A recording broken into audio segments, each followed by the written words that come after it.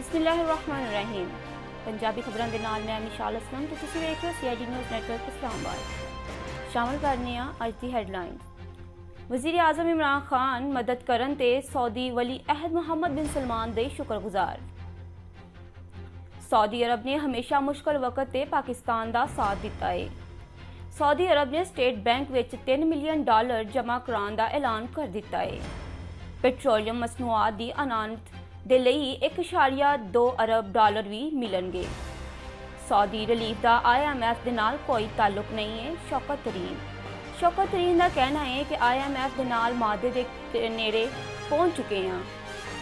Saudi अरब ने तेल की मद विच $100 मिलियन महीने की रायत दे दी है। आलमी सतह ते हर शै दुगनी नहीं तिगनी महंगी हुई है। हमाद अजहर का कहना है कि उम्मीद है अगले 6 महीनों के बुनियादी शैवां दी कीमतां विच कमी आए। मकबूजा कश्मीर विच भारतीय रियासती दहशतगर्दी नूं 74 साल मुकम्मल। 27 अक्तूबर 1947 को हिंदुस्तान ने कश्मीर ते कब्जा किया सी। पंजाब ते खैबर पख्तूनख्वा दे वज़राए आला दियां रैलियां।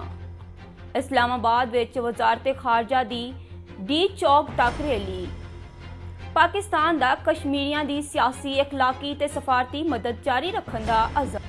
पाकिस्तान 5 अगस्त का भारतीय गैर कानूनी इकदाम कबूल नहीं करेगा। आरिफ अलवी का कहना है कि आलमी बरादरी इंसानी हकूक की पामाली ते भारत नूं जवाबदेह ठहराएगी। भारत नूं रियासती दहशतगर्दी के इस्तेमाल तो रोकया जाएगा। वज़ीर आज़म इमरान खान कश्मीरियां दी मुनसफाना जिद्दोजहद का भरपूर साथ दिता जा रहा है। शहबाज शरीफ आज़ादी मकबूजा कश्मीर दी अवाम दा हक के बिलावल भुट्टो। सदर ते वज़ीर आज़म आज़ाद कश्मीर दी भी मकबूजा कश्मीर विच भारतीय जुल्म की मजम्मत। पाकिस्तान ने भारत तो बाद न्यूजीलैंड नूं भी चंगा मजा चुका दिता। पाकिस्तान ने भारत तो बाद न्यूजीलैंड नूं भी खाक चटाई। आसफ दे 12 गेंदा ते 27 रन 3 छक्के भी दे मारे। होके खेलो एक जान नाल तुहाडे पाकिस्तान। बाबर आजम ने बेहतरीन बॉलिंग ते शानदार फील्डिंग नूं फतह दी वजह करार दे दिता। कीवी कप्तान भी शाहीना दी तारीफ कीते बगैर ना रह सकिया। लकी मरवत विच दहशतगर्दां दा पुलिस मोबाइल ते हमला, 4 एहलकार शहीद। पुलिस मोबाइल ते मोटरसाइकिल सवार दहशतगर्दा ने फायरिंग की। वज़ीर आज़म ने लेफ्टिनेंट जनरल नदीम अंजम नूं DGI मुकर्रर कर दिता। नोटिफिकेशन का इतलाक 20 नवंबर 2021 नूं किया जाएगा। DGI जनरल फैज हमीद 19 नवंबर तक फराइज सर अंजाम देंदे रहेंगे। वज़ीर आज़म ने सारे नामजद उम्मीदवारों का इंटरव्यू किया। वज़ीर आज़म ने आर्मी चीफ तो मुशावरत के बाद मंजूरी दी। सिंध विच करप्शन इंतजामी शक्ल इख्तियार कर चुकी है। सुप्रीम कोर्ट ने 25 अक्तूबर की समाअत का हुक्मनामा जारी कर दिता। एडमिनिस्ट्रेटर कराची नूं रफाही प्लाटां की तफसील पेश करने का हुक्म। खेल के मैदान ते पार्कां नूं असल शक्ल विच बहाल करने की हिदायत भी दी गई।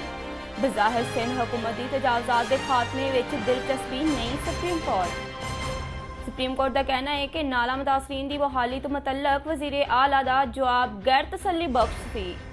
मुतासरीन की बहाली के लिए सिंध हुकूमत अपने वसाइल तो रकम फराहम करे। कमिश्नर कराची ने नस्ला टावर नूं डेगन के लिए मुतल्लक अखबारात विच इश्तिहार दे दिते। 15 मंजिला इमारत नूं मुसमार करन दे लई कंपनियां 3 दिनां दे विच राबता करन।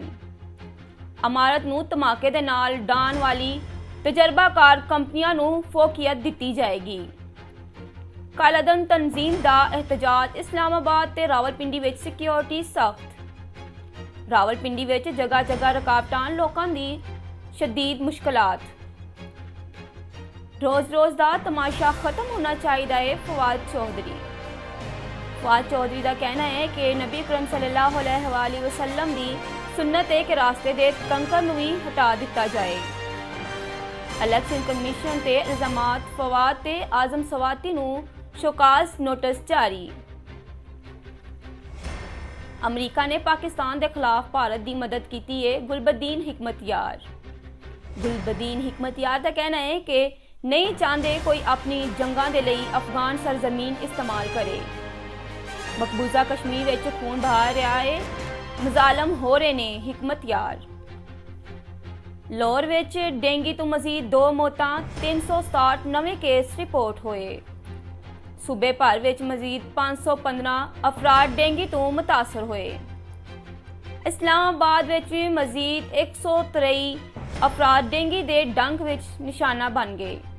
सिंध विच रवां मां 1291 अफराद डेंगी बुखार विच मुबतला होए।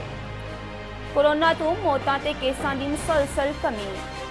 24 घंटियां विच 13 मौतां ते 516 नवे केस रिपोर्ट होए। इस दे नाल ही अज दीआं खबरां इख्तिताम पजीर होईयां। मजीद खबरां ते अपडेट्स दे लई देखते रहो CID न्यूज़ नेटवर्क इस्लामाबाद। रब रखा। You are watching CID News Network Islamabad.